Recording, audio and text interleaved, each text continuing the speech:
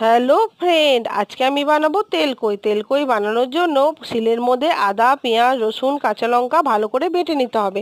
আর কই মাছগুলোতে নুন, হলুদ ভালো করে মাখিয়ে নিতে হবে। তেলের মধ্যে এবার গরম তেলের মধ্যে কই মাছগুলোকে একে একে দিয়ে এপিট ওপিট করে হালকা করে ভেজে নিতে হবে।